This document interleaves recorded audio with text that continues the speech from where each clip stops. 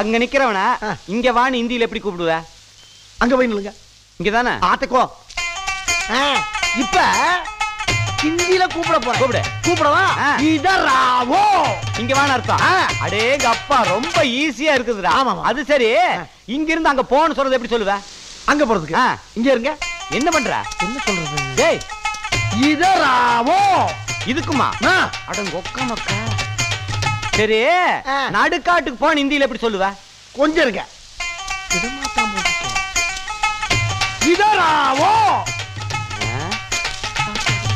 எல்லாத்துக்குமே இதராவோ தானா? எல்லாம் சின்னதுதான். சின்னது. ஆமா.